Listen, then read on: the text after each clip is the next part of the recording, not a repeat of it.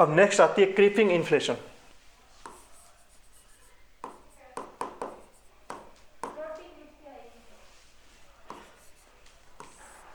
Creeping inflation और दूसरी आती है, ये दोनों एक साथ में देखेंगे, दूसरी आती है हाइपर इन्फ्लेशन। हाइपर इन्फ्लेशन, ठीक है। क्रीपिंग इन्फ्लेशन क्या होती है? पहले प्रोडक्ट 25 रुपए का था, मान लो आज से पिछले साल सितंबर में इतने का था, इस साल दिसंबर में, पिछले साल दिसंबर में 25 रुपए का था, इस साल दिसंबर में कितने का हो गया? वही प्रोडक्ट कितने का हो गया? 25 से 26 रुपए का हो गया। कितना परसेंट इंक्रीज हो? कुछ ज़्यादा परसेंट इंक्रीज नहीं हुआ। और हाइपर इन्फ्लेशन जो पिछले साल दिसंबर में कितने का आ रहा था? 25 रुपए का आ रहा था दिसंबर में। ये दिसंबर से दिसंबर क्यों करते हैं? इन्फ्लेशन कैसे कैलकुलेट करते हैं? लास्ट ईयर की उसी मंथ में और उसी नेक्स्ट ईयर के उसी मंथ में। आज अगर दिसंबर में कैलकुलेशन करें तो पिछले साल का दिसंबर ही उठाएंगे। इसको कहते हैं point two point inflation. Point two point calculation करना, इन्फ्लेशन की पॉइंट टू पॉइंट कैलकुलेशन की जाती है।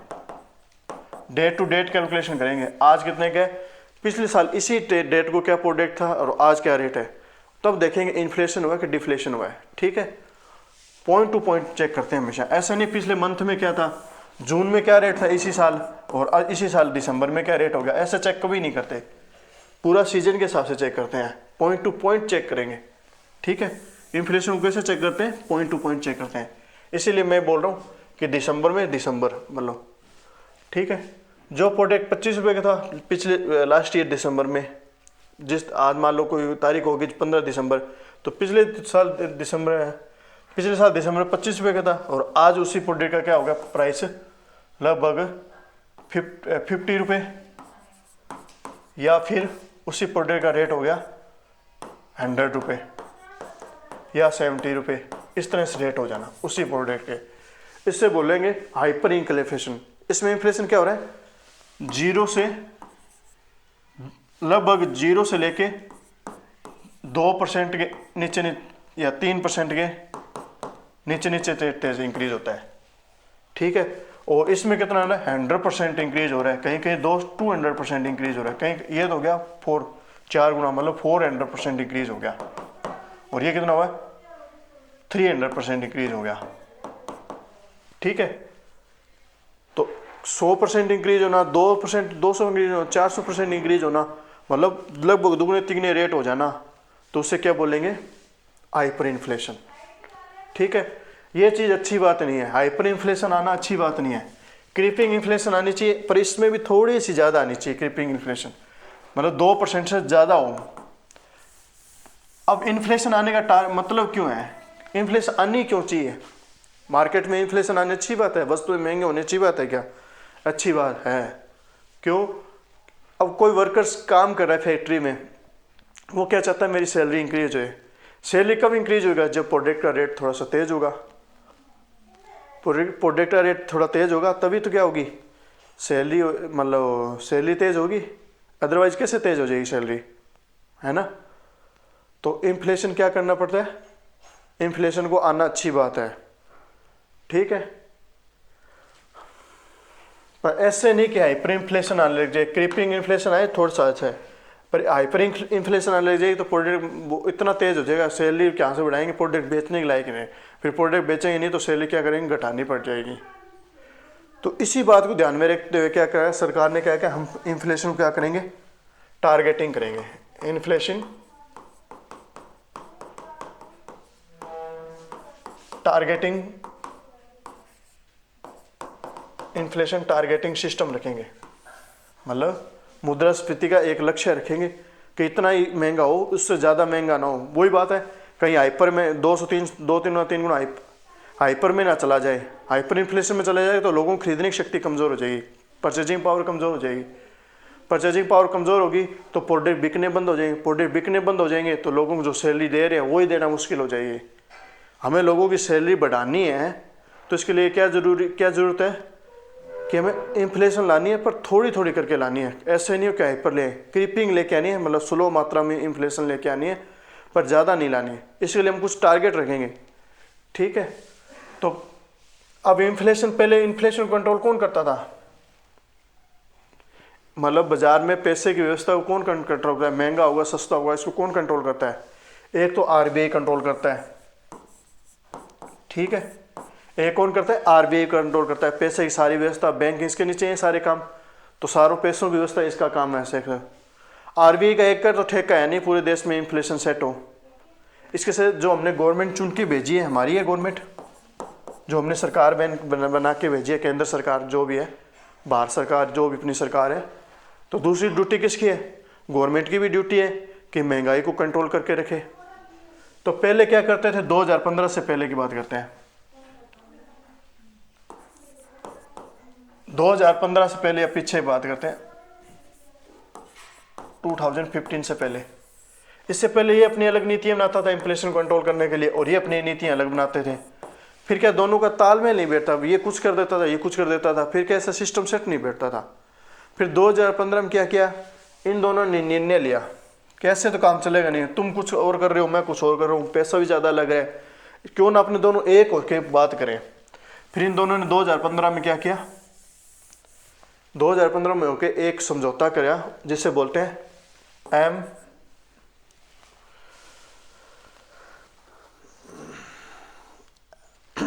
MPF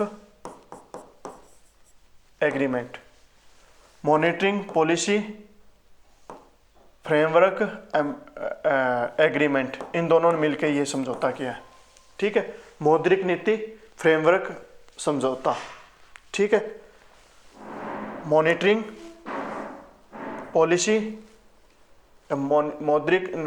monitoring policy framework agreement, इन दोनों ने मिलकर किया, इन दोनों ने मिलकर समझौता किया, जिसके बाद में ये दोनों क्या करेंगे, दोनों साथ में मिलकर काम करेंगे। इन दोनों ने समझौता किया, ठीक है, कि हम दोनों साथ में मिलेंगे। इस समझौते के साथ दौरान क्या हुए, इस एग्रीमेंट से दोनों क्या हो गए, एक हो गए। अब ये दोनों एक बन के काम कर योजना लगाएंगे। 2015 से पहले ये अलग कर रहा था, ये अलग काम कर रहा था, ये अलग कर रहा था, ये अलग कर रहा था, कैसे तो काम चलेगा नहीं। हम दोनों एक समझौता करते हैं, एग्रीमेंट करते हैं, उसके बाद में काम करते हैं। फिर इन दोनों ने 2015 में एक एग्रीमेंट किया, जिसके बाद में क्या कि इन दोनों ने क्या किया, आरबीआई एक्ट 1934 में, इसमें क्या किया, अमेंडमेंट किया, इसमें कुछ संशोधन किए, ठीक है। इसके आर्टिकल जो 45Z था ना, उसके अंदर क्या किया, 45ZA और 45Z, ये तो था ही था, इसके अंदर ही क्या किया, दो आर्टिकल और जोड़ दिए 2015 के अंदर ही, ठीक है। आर्टिकल 40ZA और ZB, जो आर्टिकल इस एक्ट के अंदर आर्टिकल कौन सा था, सेक्शन कौन सा था, या आर्टिकल जो भी था उस मतलब धारा उसकी भी, मतलब इस एक्ट की धारा 45Z के अंदर क्या कर दिए, दो धाराएं और दो सब धाराएं और जोड़ दी, मतलब समझ गए आप, सब सेक्शन और जोड़ दिए गए, दो सेक्शन और जोड़ दिए गए। एक कौन सा जोड़ा, 45ZA और दूसरा जोड़ दिया 45ZB, ठीक है, समझ में आ गए। 45ZA और 45ZB क्यों जोड़ा, क्या दोनों को एक होना है। अब एक होने के लिए कुछ ना कुछ समझौते के दौरान कुछ जो इन दोनों को अलग अलग कर रही है, उसे क्या करना है, सेट करना पड़ेगा। ये एक्ट इन दोनों को अलग अलग कर रहा था, अब उसी में एक्ट में क्या कर दिया, थोड़ा सा समझौता किया है, ठीक है।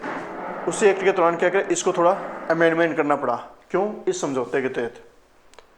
और ये समझौता क्यों है कि दोनों को साथ करना है, और दोनों को साथ करना है तो इसमें कुछ ना कुछ संशोधन करना ही पड़ेगा, तो इन्होंने संशोधन किया इसके दौरान।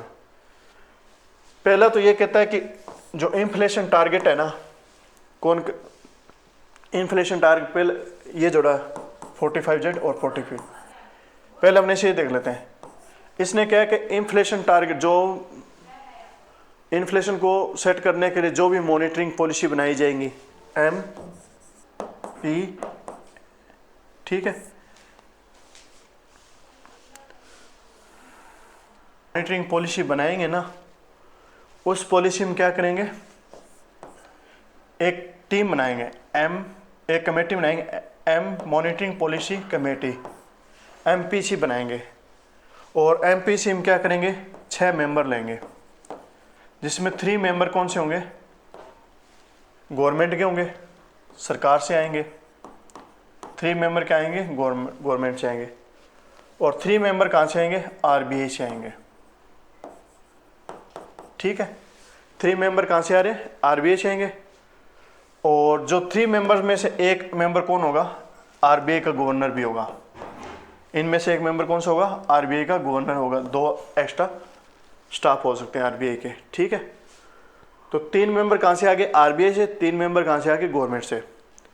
अब ये कोई मॉनिटरिंग पॉलिसी तैयार कर रहे हैं, तो उस पॉलिसी में क्या करेंगे, कई बार क्या होता है वोटिंग होगी इन 6 की 6% की, 6 की 6% में वोटिंग की होगी। 3 मतलब मतभेद आ गया जैसे, ठीक है, तो मतभेद आएगा, क्या होगा, तो उस समय क्या है, जो गवर्नर है ना वो डिसीजन लेगा कि इधर सही है क्या गलत है। इस मान लो पहले तो गवर्नर ने क्या किया, एक एज ए मेंबर के तौर पे क्या किया, वोट दे दिया इधर यस, जो कोई बस यस की तरफ दे दिया जवाब, इधर नो की तरफ आया।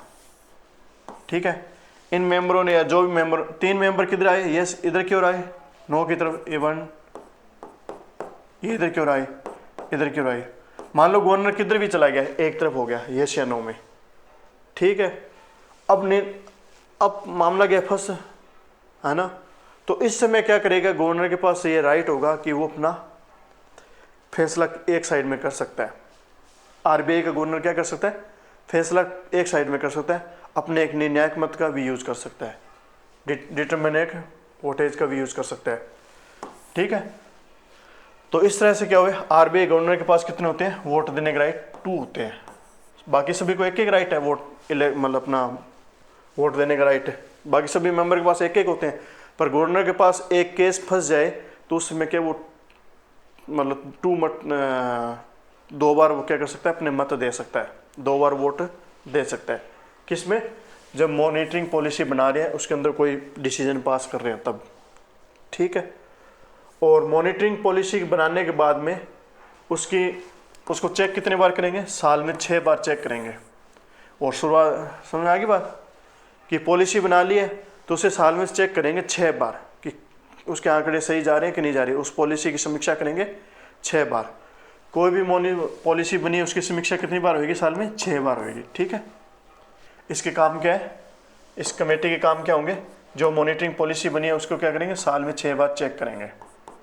ठीक है, इसके अलावा कुछ मॉनिटरिंग पॉलिसियाँ और भी बनाएंगे। मौद्रिक नीति क्या होती है, मॉनिटरिंग पॉलिसी क्या होती है, ये हम पूरे अच्छे से देखेंगे जब आरबीआई की बात करेंगे, जब हम नीति की बात करेंगे। ठीक है, अभी मॉनिटरिंग पॉलिसी पर देखते हैं क्या चीज़ है। ठीक है, मॉनिटरिंग पॉलिसी पे इनके सेक्शन में क्या किया गया, तो इसमें तो 45ZB में क्या किया, एमपीसी की बात की गई है। एमपीसी बनेगी, कौन बनेगी, एमपीसी में कौन होंगे, 6 मेंबर होंगे, जिसमें 3 आरबीआई के होंगे और 3 किसके होंगे, गवर्नमेंट के होंगे। ठीक है, तो 45ZB MPC monitoring fund monetary policy committee. ठीक है, जो काम क्या करती है, एमपी बनाने का काम करती है, मॉनिटरी पॉलिसी बनाने का काम करती है।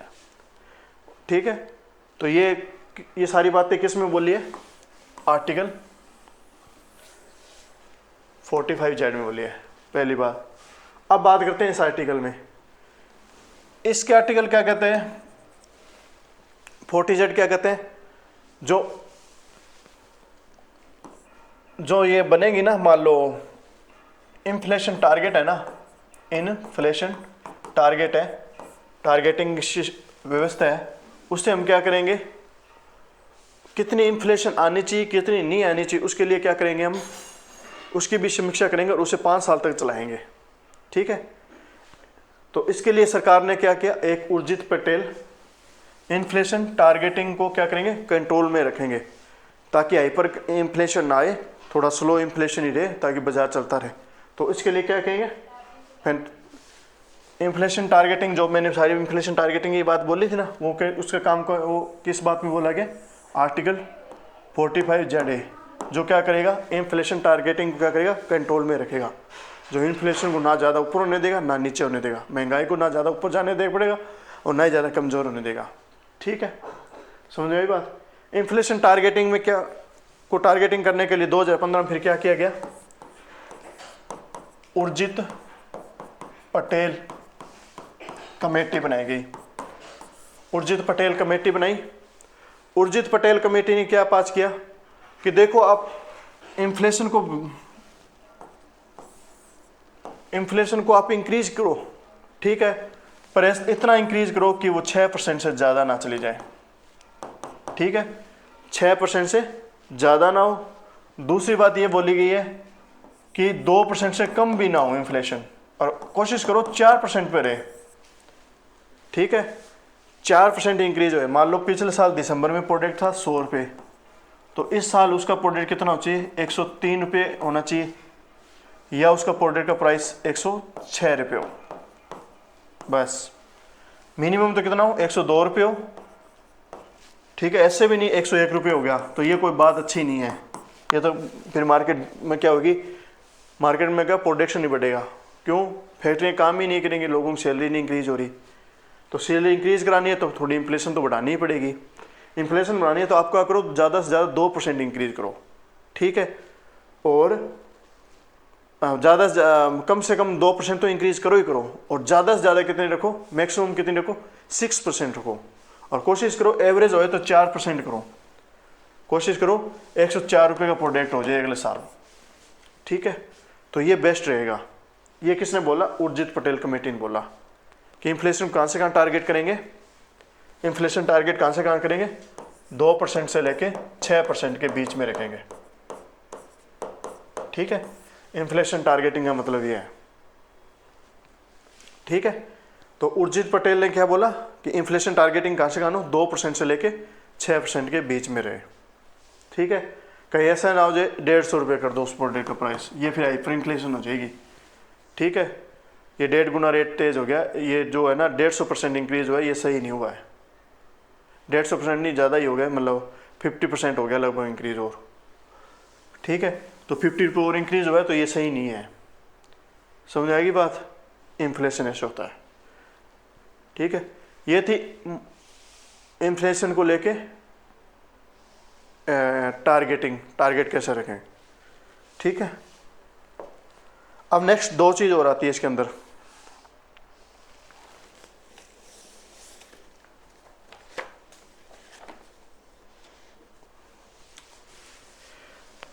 एक आता है स्टैगफ्लेशन,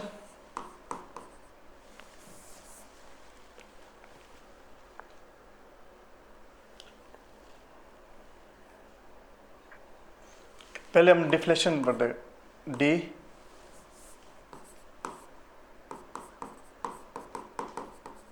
और दूसरा आता है स्टैगफ्लेशन।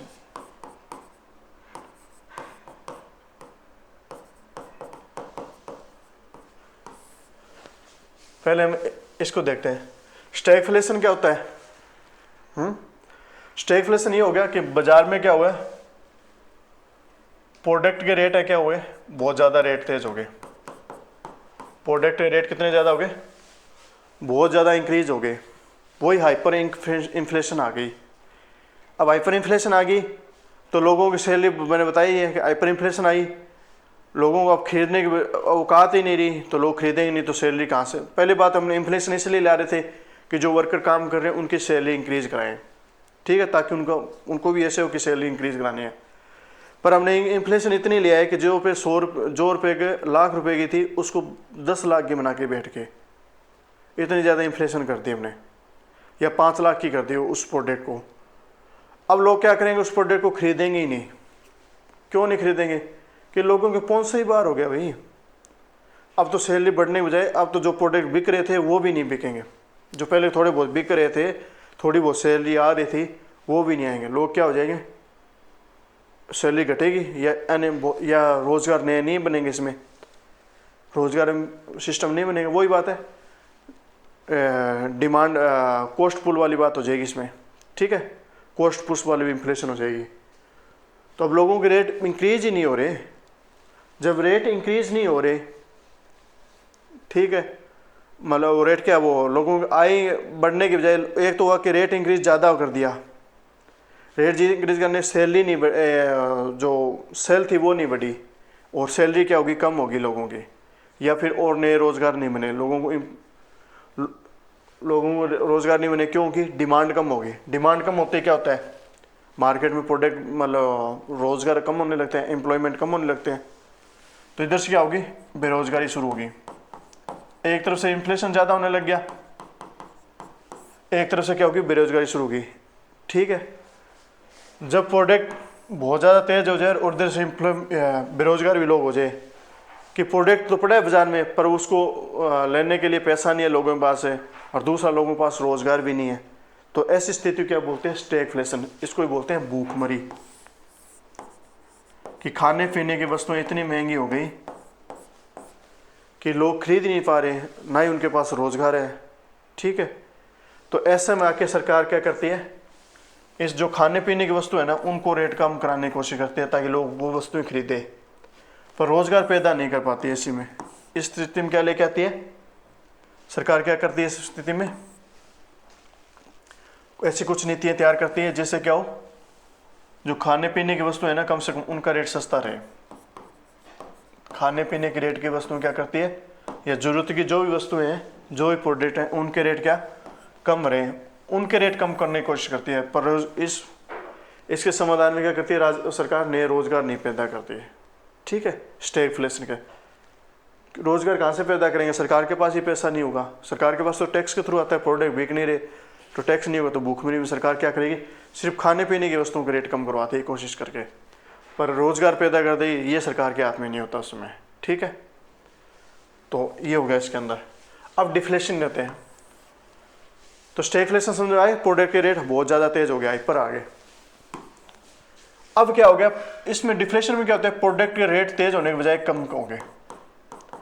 पिछले साल दिसंबर में जो गाड़ी या जो भी प्रोडक्ट 100 रुपये का था वो इस साल क्या हो गया, 80 रुपये का हो गया। देखो डिमांड तो थी, डिमांड थी, प्रोडक्ट बिक भी रहे, पर क्या हुआ कि 100 रुपये का प्रोडक्ट था पिछले साल का, वो अब क्या होगा 80 रुपये का हो गया इस साल दिसंबर में। तो इससे क्या होगा, जो प्रोडक्शन करा रहा है, जो प्रोडक्शन कर रहा है, प्रोडक्शन कर रहा है, जो प्रोड्यूसर है, फैक्ट्री का उत्पादक करता है, जो भी है प्रोड्यूसर क्या करेगा, प्रोड्यूसर को कोई मोटिवेट आएगा, या जो वर्कर यहाँ काम कर रहे हैं सैलरी, उनकी सैलरी इंक्रीज होएगी स्थिति में। 100 रुपये था तो थोड़ी बहुत सैलरी मिल रही थी, अब 80 रुपये प्रोडक्ट हो गया, उल्टी सैलरी डिक्रीज होएगी।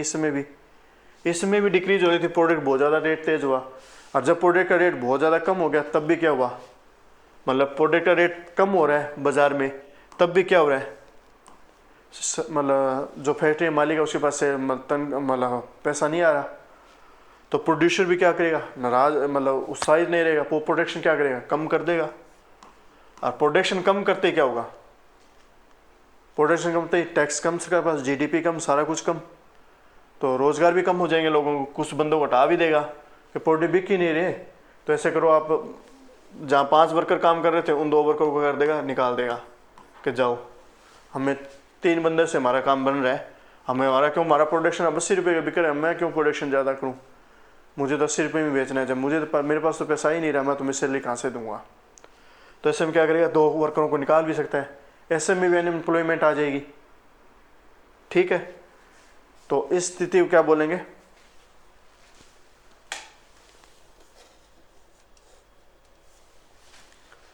ऐसे में क्या होगी, ऐसी स्थिति में क्या हो जाएगी, प्रोडक्ट जब डिक्रीज हो रहा है तो ऐसे में सरकार क्या करेगी, सरकार बाजार में क्या करेगी, पैसे को छोड़ेगी, सरकार क्या करेगी, टैक्स कम करेगी, ताकि सरकार टैक्स कम करे, सरकार टैक्स कम करेगी, दूसरा लोगों के हाथ में पैसे भेजेगी ताकि डिमांड बढ़े मार्केट में, क्योंकि डिमांड कम हुई है तभी तो 180 रुपये का हो गया प्रोडक्ट। अगर डिमांड ज़्यादा होती तो सारा खेल डिमांड भी होता है, डिमांड ज़्यादा होए तो उतना ही मार्केट में क्या होता है, उस वस्तु उस प्रोडक्ट के लिए भी उतना अच्छा है, और उस मतलब उन लोगों की तनख्वाह के लिए भी अच्छा होता है, उस फैक्ट्री के लिए भी अच्छा होता है, क्योंकि डिमांड ज़्यादा चलती रहेगी ना, मांग चलती रहेगी तो सप्लाई भी चलती रहेगी।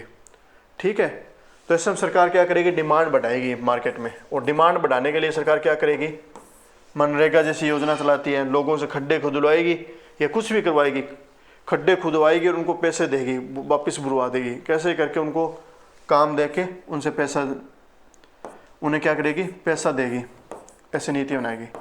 ठीक है, बहुत सी योजनाएं चलाएगी जिससे क्या करेगी, सरकार टैक्स भी कम करेगी और तुम क्या लोन की रेट क्या करेंगी, इसमें एक काम और करेगा, आरबीआई क्या करेगा, लोन की रेटों को कम कर देगा ताकि लोग क्या करें, लोन उठाए और बाजार में जाए प्रोडक्ट खरीदे। तो प्रोडक्ट डिमांड बढ़ाने का प्रयास करेगी सरकार ज़्यादा से ज़्यादा। ठीक है, डिमांड बढ़ाने के प्रयास में क्या होगी, प्रोडक्ट के रेट अपने आप इंक्रीज हो जाएंगे और जिससे क्या है, इन्फ्लेशन हो जाए, थोड़ी बहुत इन्फ्लेशन आएगी, जिससे डिफ्लेशन का क्या कर देगी, जिससे डिफ्लेशन को कमज़ोर कर देगी। स्टैगफ्लेशन में क्या करती है, सिर्फ भूखमरी की कम करती है। इसमें सरकार उतना बड़ा रोल नहीं कर पाती जितना इसमें कर लेती है। वस्तुओं की कीमत अगर कम हो रही है, डिमांड कम हो रही है ना, तब तो सरकार उठा लेगी। और इस स्थिति में डिमांड कम हो रही है ना, तो इस सरकार में सरकार क्या करती है, डिमांड खाने पीने की वस्तुओं को खरीद सके इतनी रखती है। ठीक है, तो डिमांड समझ में आया। डिमांड इंक्रीज करने क्या करेगी, लोगों सरकार के हाथ में पैसा पहुंचाएगी, लोन की रेट को भी कम कराएगी आरबीआई को कह के। ठीक है, और मनरेगा जैसी योजनाएं चलाएंगे और भी बहुत सी ऐसी योजनाएं चलाएंगे। जैसे बहुत से ज़्यादा, अब कोरोना लॉकडाउन लगा था तो सड़कें बहुत बनाई सरकार ने।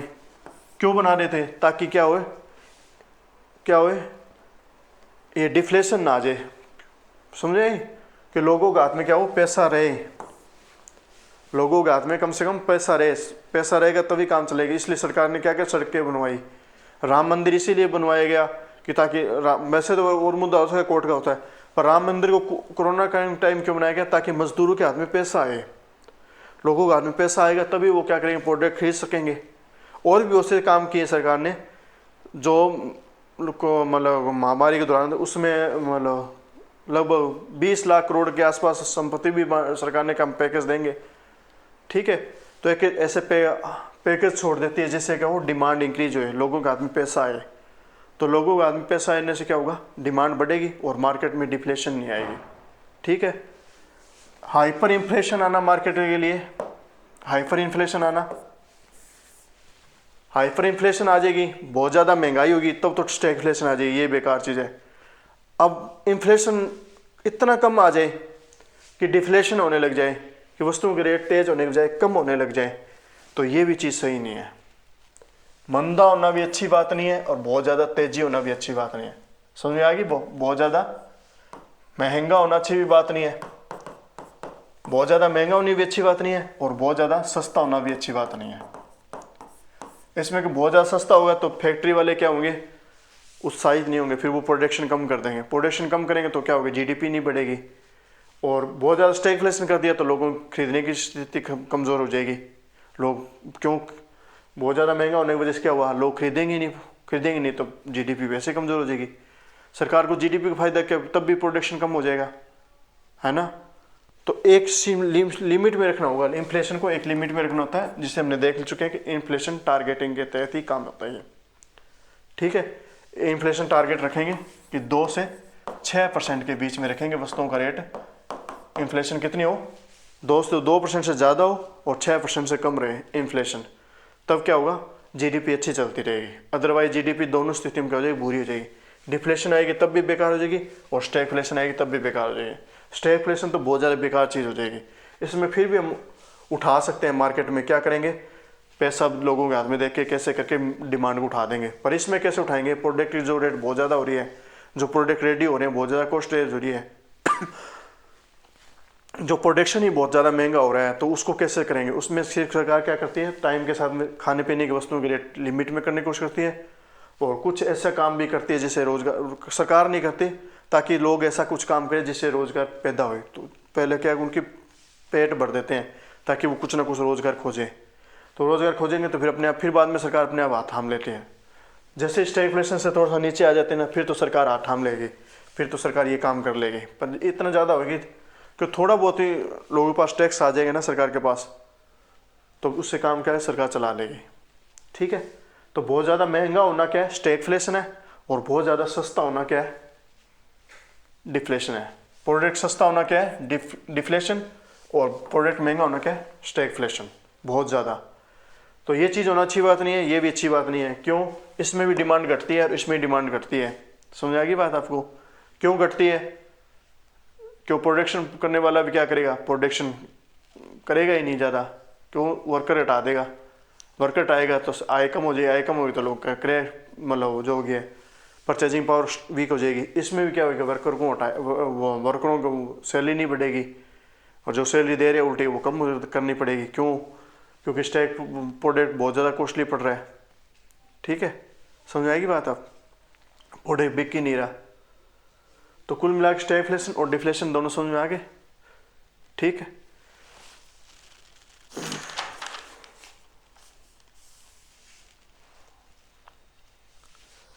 इसके बाद आते हैं कैलकुलेशन।